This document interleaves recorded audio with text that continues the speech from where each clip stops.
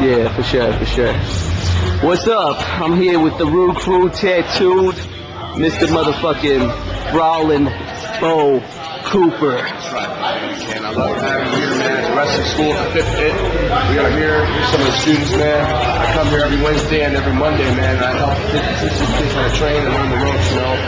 I got in the business about 14 years ago. God damn. Yeah, it's 14 years deep. It's a long, rough ride, but it's been worth it so far. You know, I got to live out my dream. So before further ado, it'll be over your interview. I want you to ask me some questions you want.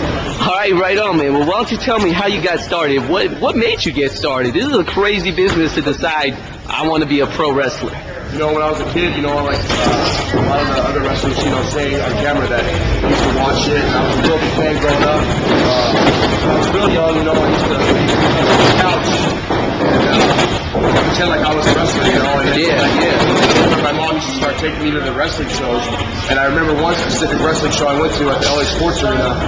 We arrived a little early, and we were going to get our seats, and I actually saw some of the other wrestlers from WWF. They were coming in through the entranceway, and I ran over to them. You know, I was all excited. I was about 11 years old. Nice. And I ran over to them, and I basically was trying to, you know, get them to acknowledge me. Yeah. And one of them actually did. I said, hey, I want to be a wrestler just like you. And he came over and he gave me his name. He gave me a phone number to call, and he gave it to my mom, and he said, you know, when he's a little older, if he's serious, there's a wrestling school that I trained at. It's in California. So what's his name again? Louis Spicoli. Okay. Peace, man. He was in WWE as Rad Radford. He was in ECW as Louis Spicoli, and he went to WCW. And right before he passed away, he actually became a member of the NWO. Hell yeah. But let me get back into the ring. Right. So my mom held onto that phone number for like at least 4 years, and I was actually listening to a wrestling radio talk show through the web, and nice. The hostess of that wrestling radio show mentioned the wrestling school out in San Bernardino, the School of Hard Knocks. Well, I wrote down that number, right? And you know, I kind of forgot all about the other number that he gave me because it was 4 years later. But my mom, you know, she used to hold all my collectibles on anything I kept when I was wrestling figures. Oh, that's a good mom, man. So I went down to the wrestling school. I called up and I said, hey, I'm Bo Cooper. I'm a big guy. I'm 14 years old. I want to come down and train. So Bill Anderson and Jesse Hernandez, the owners of that wrestling school, signed me up that day when I went down there because they saw that I had a little bit of money. But what I did was, Ken, is I had that phone number on me. Yeah. I actually showed it to the trainers. Do you know who this is? And it was so funny because that day, Louis Spicoli came into the wrestling school and he actually got trained by Bill Anderson. Oh, and shit. I showed Louis Spicoli that, you know, phone number he gave me 4 years prior. And ever since then, he kind of took me under his wing. So he's one of the guys that helped train me. At the age of 16, I had my first match at the Boys and Girls Club in San Bernardino, California. And I had 500 people watching, man. Wow. Nice. Well, let's jump ahead. What was your biggest match ever, man?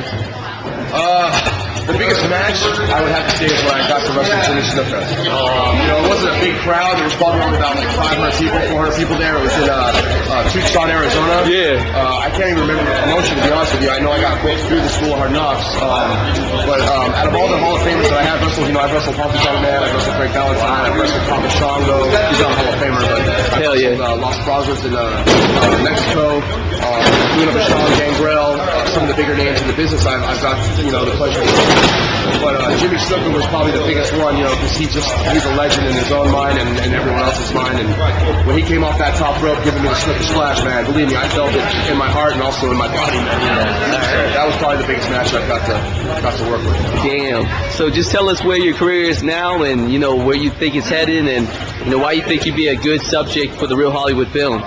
Well, to be honest with you, you know, like I said, I've been doing this 14 years, and you know, my body's kind of hurt nowadays, but that doesn't mean that I'm not going to give up and keep on striving. I've had a couple almost career-ending injuries. I broke my hip in 2006. Damn. The doctor told me that I could probably never even walk right again. I still have problems here and there with it, you know, cracks in and out of place, but as you can see, I'm about to get the ring and train. My career as it is right now, I'm just doing it for mostly a passion and a love of the business rather than trying to make $1 million off it like when I was younger. Right. Whatever comes my way, hopefully it'll be something good. If not, I'm content teaching these kids here at the 5th Pit Pro Wrestling School, you know, the craft. And it's a pleasure and honor to be a trainer now. I always wanted to, you know, pass my knowledge and my abilities on to younger kids. So, hey, man. That's great, man. That's real great. All right, homie. Well, one more time, why don't you give us your statistics? statistics, my status, you mean? Yeah. 6'2", 350 pounds. I'm rooted and tattooed. I'm the punk rock powerhouse, Brawlin Bo Cooper. If you think you got what it takes to take this belt away from me, come find me.